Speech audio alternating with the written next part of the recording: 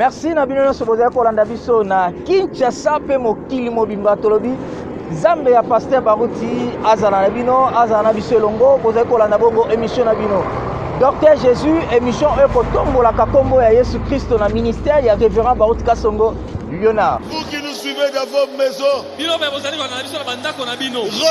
le Saint-Esprit au nom de Jésus-Christ. Soyez baptisés de feu maintenant même. Recevez la bénédiction. Dieu est ici. Travaille avec moi. Je sais qui je suis. Recevez le véritable Saint-Esprit.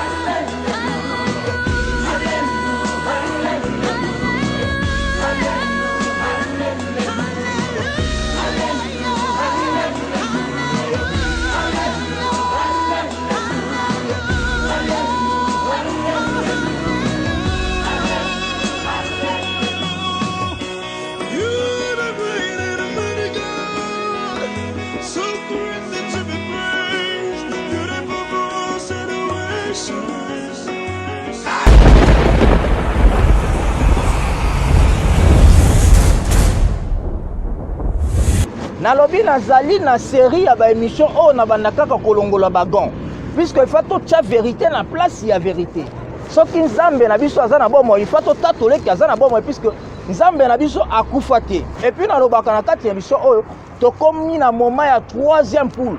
Il y a des moments où le révérend Baruti Kasongo ne prie pas, mon frère, ma soeur. L'homme de Dieu prononce la parole et la parole qui sort avec puissance. Mon frère, cette puissance, c'est Jésus-Christ. Et cette parole produit des faits. Cette parole crée l'existence. C'est pourquoi nous disons, notre Dieu est vivant, il continue à agir. Puisque aujourd'hui, l'homme de Dieu assume la relève. Parce que, Otomona, frère Branham, mon frère, ma soeur, puisque nous avons un ministère à Pasteur Baruti. Tous les démons, mauvais esprits, que vous chassez au nom de Jésus. Sortez de son corps. Maintenant même. Grâce. Tombe la toto. Rentre dans ses corps. Au nom de Jésus-Christ. Dans comme l'Esprit. Amen. Amen.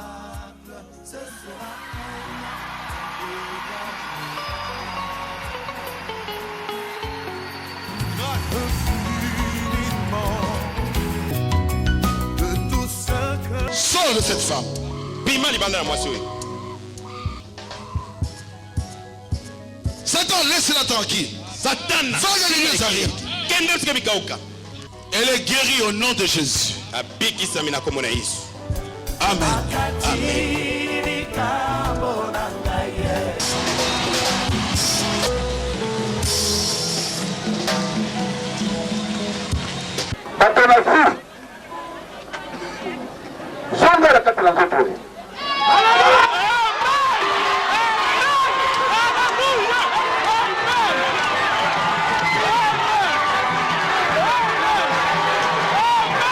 Je m'attendais à ce que ceux qui ont les chaises roulantes puissent quitter les chaises roulantes. Eu esperava que os que estão nas cadeiras das rodas se levantem. Que ceux qui ne marchent pas puissent marcher. Os que não andam.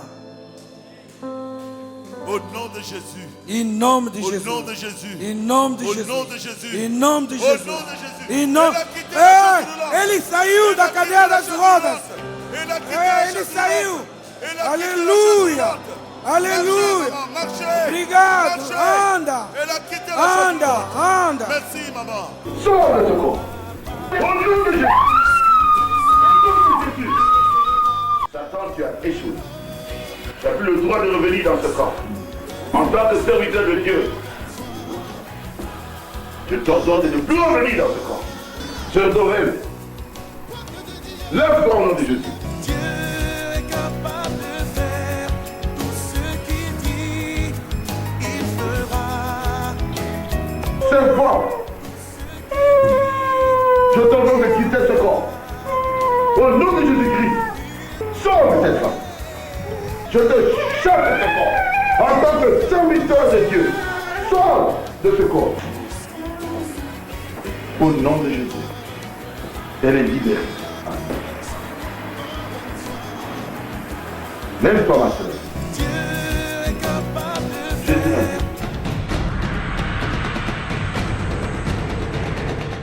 Alors awa toza na Brazzaville lolenge bozali koconstate tokatisi Kinshasa totiki Kinshasa capitale ya République démocratique du Congo pour Brazzaville capitale ya République du Congo.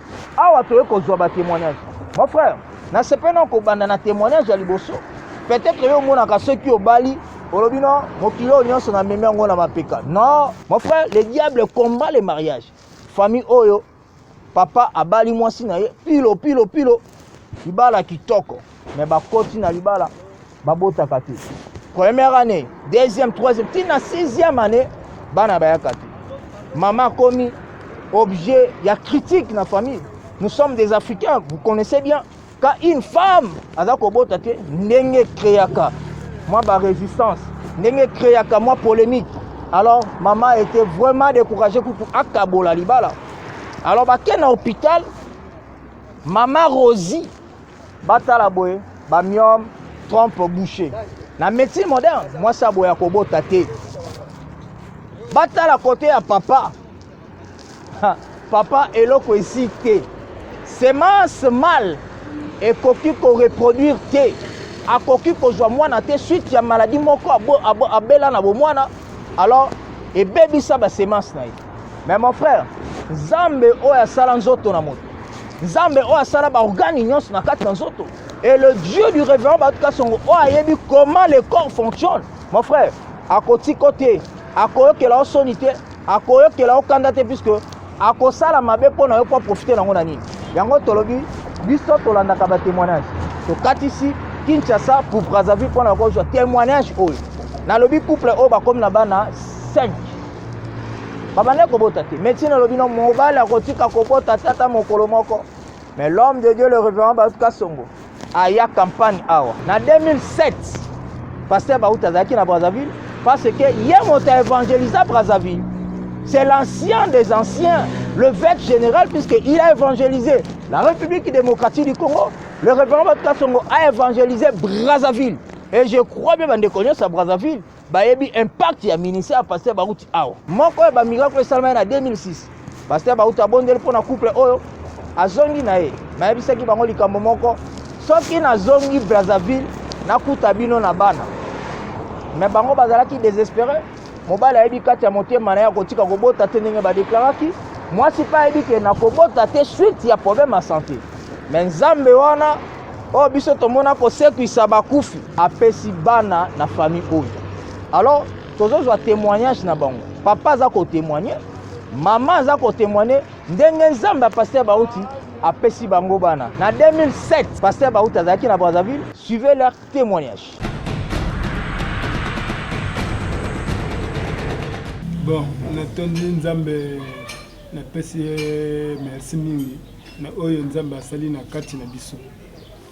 Par rapport na mosali na ye Baruti Kasongo, vraiment c'est un miracle, on pense que un miracle. Na oyo biso tomoni na nzoto na biso parce que na baminganga oyo ya mokili oyo ngai ndeko na bino frère Guy o asambelaka na man caché tabernacle côté pasteur Daniel Ntsika bato nyonso bayebi ngai awa na Brazzaville. Na Brazzaville le pasteur Daniel Ntsika naza ushi depuis kala naza ushi kuna mais ba déclarer baminganga ke na ko bota te naza na semence te to sali 6 ans plein depuis que bala na mosi na ngati ba 6 ans plein moi c'est là concevoir que te to sala ba examen nyoso ngai na zalaki na semence te na ko bota na mosi na ngai te c'était prévu il fallait ba intervenir ngai na somba pe ba kisi ba intervenir ngai banzala bana ya basak ezalaki na ngo bien plein de balai pour la intervenir ngai mais tini siko lobaki nini semence ezalaki ki semence ezalaki te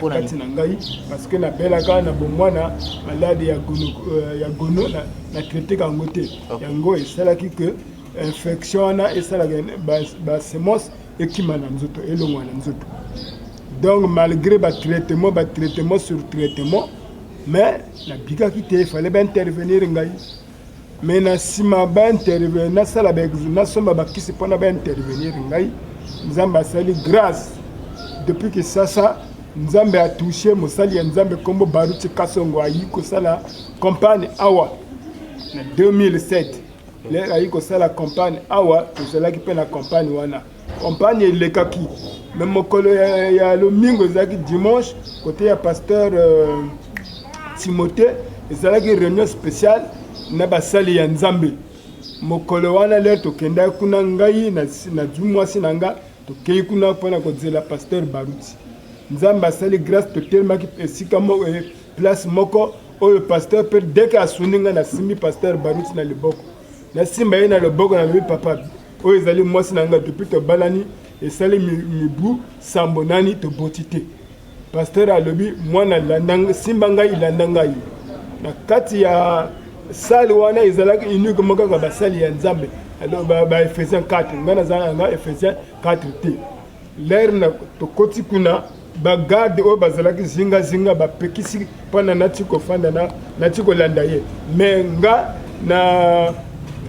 na yiki piko na sali c'est-à-dire violence ti l'air nakotaki na kati réunion nyonso eleki na miso na ngai na mwasi na ngai na nsima ya réunion wana pasteur alobi oyo aza na mwa problème to malade nini aza nango ayaka tosambela mpo na bango nga mpe nakoti na molongo pasteur atie biso loboko lere asambeli mpo na biso ayebisi boye mokolo nga na kozonga na Brazzaville fo naye kokuta bana na awa naye kokuta bana oyo yosi oboti pasteur Baruti moto abondeli mpo na biso tozwi bana lelo. Vous démons de maladie.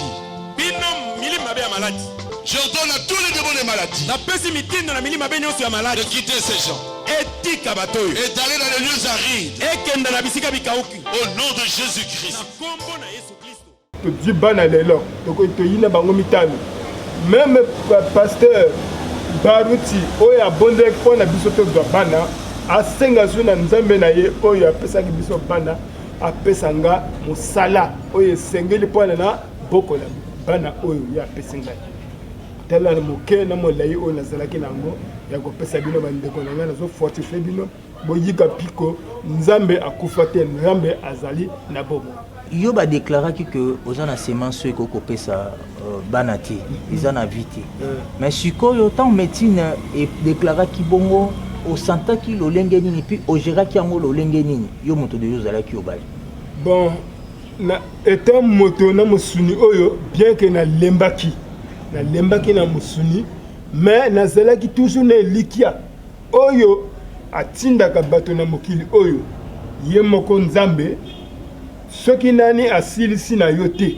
nani adjul subo moyi na yo te elikia mokolo ezali akosala nazalaki toujours na elikia un jour surtout les nayoka na RTVA te ba témoignage oyo toyoka na koyoka toloba vraiment soki Nzambe akosala biso ngolu to traverse to biso moko tokenda kisasa to vivre réalité tokende simba papa tokende loba na ye tokosala biso malamu mais na bobongisi na ye asali nyonso ye moko pasteur asoni na Brazzaville awa oyo tokutani vraiment nazokumisa Nzambe mpona bongo ngai kombo na nga Ser Somba babenga nga na Ser Somba kombo ya mobali na nga nemikalo adresse na biso ya na monani na masengo twana masengo na lali numéro 5 na Brazzaville problème na yo ezalaki nini epi na ya papa ndi problème na biso ezalaki ya stérilité nga na mobali na nga ntango tobalanaka na 2003 nga kutu nalobaka soki nakeka libala quelques mois après il faut nabota na ngai nazeli pendant une année nazokanga zemi te tobandi kokende l'hôpital depuis na 2004 tobandi kokende l'hôpital bazopesa batraitement nasali bavisite balobi oza na bakiste batrompe na yo mpe eza bouché oza mpe na malformation na nzoto ya utéris malgré batraitement bakopesa ekosimba mpe kaka te ti tobebisa mbongo ebele na l'hôpital bagynécologue balhôpital nyonso tu ya Brazzaville tokenda sans compter baclinique ya mike tokenda ti tolembaka après nayaka kondima komela tisane ntango nameli mpe tisane navandi nazozwa mpe zimi te nga oyo mpe boye ndeni nalobi na force mobali na nga tozonga lisusu na l'hôpital wana toke na kojo moko ta docteur Kiozi abandi kosufu biso ye pa apesi ye bazexamen tosali na nsima wana amoni ke bakisi ezalaki lisusu te nalaki na mwa microbe moke me ntango atali baresultat mobali na nga alobi vraiment mobali na yo moye abota atia zemi eza te na mai na ye basemonce eza te oki ye depuis kala ntango tobalanaka abanda koloba na nga ke o nga na se ya kuna ya batesboexcuse nayokaka douleur mwa mbuma moko mpe ezalaka kuna nayokaka douleur docteur wana alobi omoni mbuma oyo infection ya maladi oyo ebelaka wana esala yo infection yango moto eboma basemonce na yo finalement nga fona voyage na nga nazokoka na nga te nga nakomi lokola bouteille oyo bati mai déjà esopani donc place ya lisusu te foi na ngai esuki nazokoka na nga lisusu te to mena voyager soki mokolongo ya intervention ekomi proche bongo na ya aussitôt nabengi ndoko na nga na mpona anga nazoyaka na nga kuna mais na bafamille mpe basemeki banani bozalaki bien ndenge ozobota te famille na ye tu balingaki ga te kutu lelo tokenda kosala mariage à la mairie ata moto moko na famille na ye bayakaka te mpona kozanga bana parce que biso tosala nanu ya église après tovandi ndako moko 4 ans après toyi kosala mariage ya la mairie ntango tosali ye ntango ake komona mama na bango mpona mariage ya la mairie mama na bango aboyi alobi yo mwasi abotaka te osokende kosala bamariage osi obote ye bosali mariage ya église sikoyo olingi osala ya l'état ekosimba te alobi mama mais déjà tosali baformalité nayi koannonce yo kaka ake komona mpe chef de famille na bango chef de famille mpe kutu afingi ye donc bango tu bakomona kaka ke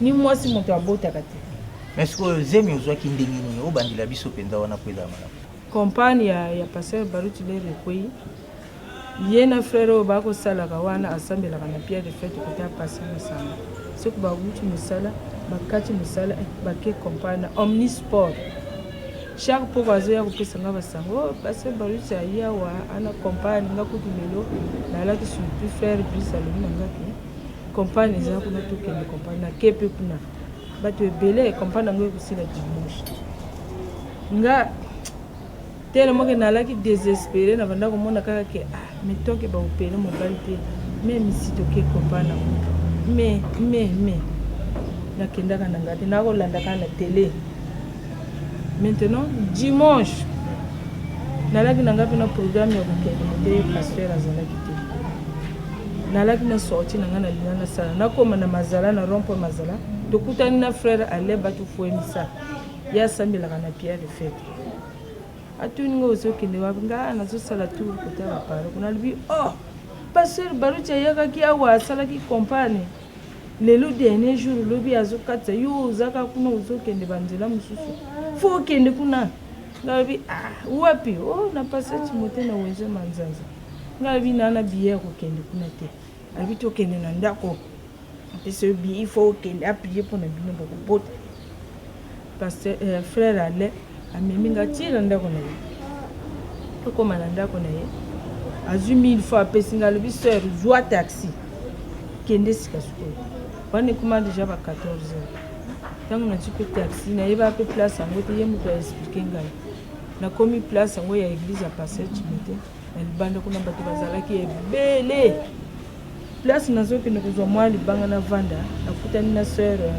nayebi te soki Ruth ni ye moko bie mwana na ye sœur moko mwana na ye akufaka ayaka kopesa témoignage maka basaka ya mana vontula simbaki na vontula na maboko nga na vandi wana bandi kokende pasteur Baruti yango asi ayi deja alobi nano ayeki tozozela ye nga kutu nayika kopesa témoignage mwana na nga oyo ozomona soki na quelle année akufaka na l'hôpital ya monene ya CH pasteur Baruti ayaka awa en plein compagne nakenda na mwana kuna apia mpona mwana bika donc lelo comme azoyaka awa mwana na ye awa anapesa tomenga Ritu kweli voilà ye maintenant zinga na bandi koyoka mpe batémoignage bato ebele bayakaka wana bazotémoigne nga mpe foi ebandi komata ngalobi me ngai ndenge asalaka na tebo oyo aza na mali na libumu boye asimba place azomona pasi nga te nga lelo fo impose nga ka maboko nga fwa na ngai ezaka kaka pasteur Baruti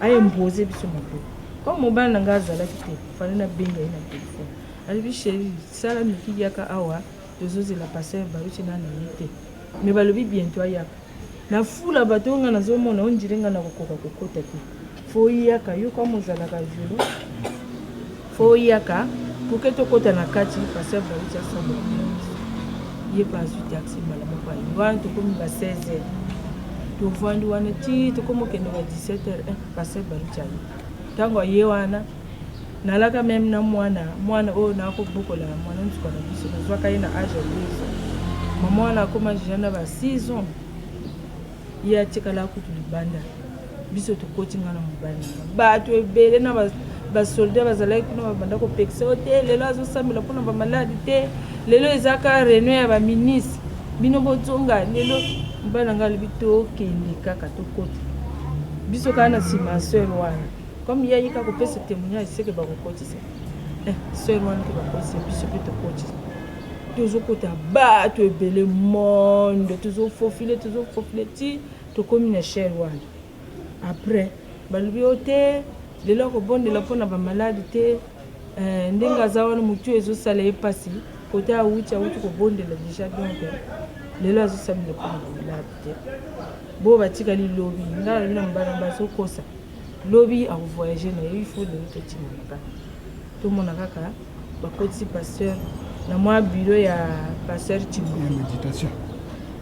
telemi wana nga mbala nga lobi totelema kaka awa apasteur wana yi kobima alobi minga nayi mpona basambela mpona nga te nga nde nayi kaka kopesa témoignage ntango bayoki témoignage fale bakebimisa pasteur kote azalaki pasteur Baruti ayi kobima ntango abimi wana adwi mpe mwana yango ser wana mpe atemoni andangona mpe mwana yango meme lere totalaka yango na tv biso toalaki pembeni me tomonanaka te pase cameraman na filmi te biso me toalaki ka place ya mwasi wana ntango andangoni mwana fale abondela mpona mwana wana dek asisi kaka kobondela mpona mwana mobali na nga akangi ye na chemise alobi papa Baruti alobi problème nini minga na mwasi na nga bientôt 6 ans tozala mwana te tozobota te awa kutu balobi fo baopele nani ngai puke tobanda kobota abi mais c'est trop wapi mwasi na yo nga mpe napusani papa Baruti aimpoze biso maboko ntango asambeli kaka kimi ekoti na motema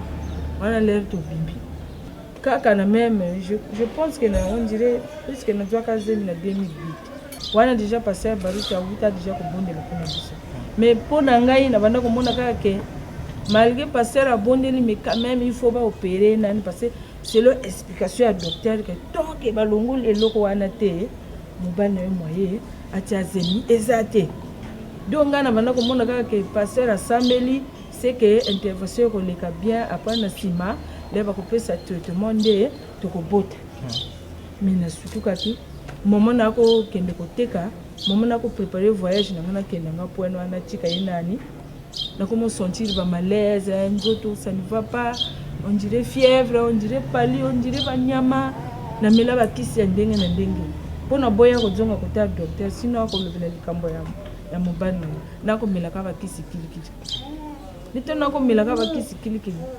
nayi mposa nalalaka kaka bapongi jusqu'à ce que jour moko nazando baninga azando balobi yo ozolala pongi ebele boye yo ondire boye okangami nasi ya motema lobi nga mobali nani bapasoli te nakangama ndenge nini jour moko balobi te lelo fo tosala yo test biso tozomona ondire yo okangami nayebi te na comprendre te esprit nini nangonaki nga nadu 2000 fois ezando nakoti na pharmacie ya mokondo nasombi test nalobi botekelanga test ya masuba nga ntango nasombi test yango comme test ya pharmacie ezalaka na notice nango na mpona yango naye na ndako natie masuba elaccident elekeli nga minzambo oyo ya Baruti aza ndenge mais docteur alobaki ifo nanu bapasola mobali kisi kutu yango oyo mais sikoyo banda jour wana mobali na nga reporte ke intervention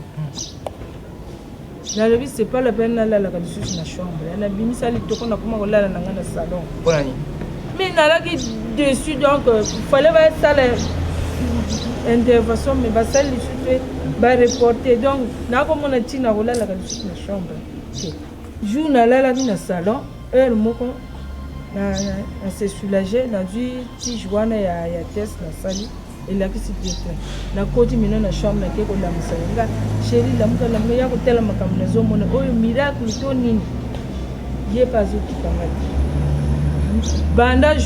banda heure wana de 20h jusqu'à 5h na lalité na beli liboma donc louange moko na salaki na comprendre que même bavoisin na tongo mais yo na buto olalaki te nini kaka ozalaki na nini fete o nini na promettre na nzambe comme bato basekaki nga nakosaka bazemi ya mbala oyo nakoloba nini tika yango moko ezala ti ekobima na miso ya bato bango tu bato tu bamona yango na miso nakoloba na nga alors kovanda me mobana nga entre to nalaki kosene na ngai nga nalobaki dije na nzambe nakoloba yango na moto te meme mama oyo aboti nga koyeba na ye te parce que mama oyo aboti nga abima na message mpona nini parce que nga nakobotaka te bapasi oyo tu nakomonaka ye edécouragé ya alobi nga na kosambela susu na église ya mosala tant que yo oboti te ezwi nzela toke komona asage femme atekisama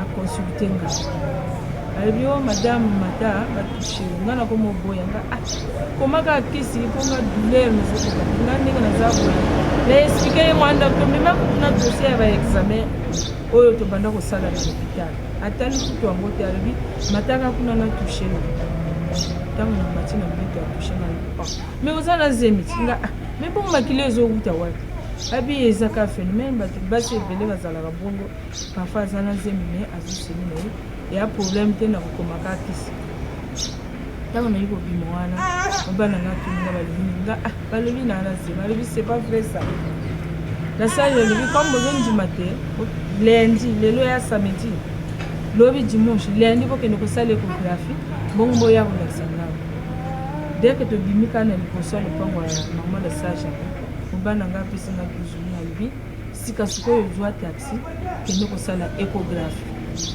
ntango nakomi kuna mpe nasala échographie baconfirme zemi ya 2 mois et 2 semaines mokolo yango balinga baniatanga abi vraiment nayebi te ya solo pasteur baruti aza vrai mosali ya nzambe aza vrai mosali ya nzambe vraiment ezolekela ngai mobana nga abenga na telefone alobi balobi nini nga alobi baconfirme ye basote na le même jour ntango azongi azwi badocument tu ya baexamen baordonnance eyalaki na kati ya saka abimi nango azwi pétrole atie azwi allumet nga alobi shei kotuma nanu te kozala témoignage alobi te soki nabombi yango ya lokola nazobomba bademo yango atumbi baexamen tu wana azwi mpe kisi oyo balinga basala ya intervention ake koteka nga mbe koteka nanu te alobi te fo nateka yango ake koteka yango na pi ya moke mbongo wana nde kobandaki pesi nango alobi effectivement me douleur yango mpe eza lisusu te abi me place yango eloko yango mpe elimo na yango nga mpe na tele me mbuma yango eza lisusu te vraiment tokumisi nzambe ya pasteur baruti wana toyokanaki dans ce cas soki vraiment toboti tokokatisa tokende kolakisa ye mwana donc banda kala tozelaka tomona pasteur baruti topesa témoignage mais tozwaka occasion te lelo tozwi occasion ya wana toyi kokumbisa nzambe ya pasteur baruti tika nzambe apambola yo owumbela mwana liboso kombo na ye Samba Gloire ya mibale Samba Merci Daniel ya misato Samba Welcome ya mine Samba Gustave Luc bongo ya mitano topesi Samba Sharon Mon Désir. Mais sikoyo yo zalaki na koko solo msu ya kozwa ta mwana moko tango za komona déjà 5 o nzamba pesi yo sengo na ezani ni oyo koloba na nzambe ya pasteur sengo na ngai pona nzambe ya pasteur Baruti ezali penza ya koleka oyo penza baloba na lopoto même ata kombo oyo esengeli ezozangela ngai pona napesa donc nazopesa ka merci merci merci nzambe abakisa su ya koleka eloko nazobetela sete lokola pasteur Baruti moto akana kobimisela nga bana oyo kote bawutaki apesa lisusu ya koleka mosala mpona nazala na makasi ya kobokola bana oyo apesi ngai nzambe na ye wana lokola ndenge Eli asalaki mwasi wana bana kobota na ye te ye moto asalaki ete mwasi wana azwa mwana mpe ayi kokufa mwasi wana aboyaki na ye kolela alobi Eli ye moto osengaki mwana ayaka lokola akufi yo moko sekusa ye tiler mpe asekusaki ye donc ngai mpe nazoloba na papa na ngai baruti aloba na nzambe na ye wana apesa mosala mpona na yeba kobokola bana oyo ye apesaki ngai yango nazosenga.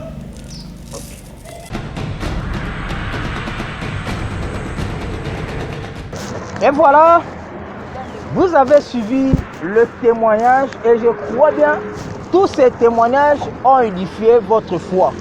Mon frère, ma soeur, ce qui va lobby aujourd'hui, c'est les révérends Kasongo qui assument la relève. Mon frère, on peut douter dans mon année. Ce qui est dit, mon frère, à ça la relève, appelez-nous. On a bondé là peut-être 20 personnes, bah, koufa, bah, c'est quoi. Fais ça, biso, tokota, tola, comment Nzambe, voilà. Oh, les lois ont évangélisé à travers le monde entier. Dans les messages, fais ça, biso, tokotanga, peu combo, on a pas dans kotombo, la combo, Jésus-Christ. Oh, les lois ont dit ça bastard, puisque frère Branham a dit ça bastard. Qui est ce serviteur-là aujourd'hui? Encore le banon, n'a pas assumé relève. Après frère Branham, c'est moi. Parce que na tondi si bastard. Na bonde là déjà, na comme na 20 cas, ya bato bakufa. Na kosa moi si na ngata mokolo mokote. Mon frère, voilà des signes où ils ont mon frère Nzambe, c'est vraiment un choix de Dieu. Mon frère, na comme na souka, na lobaki tozali awa na Brazzaville, o esika tolandela kibino ba témoignage. Bonjour ba témoignage, mais si vous avez encore des témoignages, nous sommes là à votre disposition. Les numéros est affiché au bas de votre écran. Appelez-nous, nous allons nous déplacer puisque c'est notre service pour qu'on va témoignage nabino. Comme bon Nzambe et kotatolama. Comme bon Nzambe et kotombwama puisque yende moto sali mo munae ozana pouvoir ya kokitisa te puisque Nzambe soka tomboli moko taza na pouvoir ya kokitisa yango. Merci la population nyonso ya Brazzaville. Oh ba mbati biso vraiment avec un accueil chaleureux. Nzambe a continué na kopambola bino a pambola Brazzaville puisque réveil ezali pe mo na Nzambe akoya ko baksa réveil puisque ba jeune prédicateur va reconnaître un don. Ceux qui mokolo boyaki baleki ba fongoli biso. Nzamba koya awa puisque ça déjà na Brazzaville. Potikal malamu Nzamba pambola bino. Au revoir.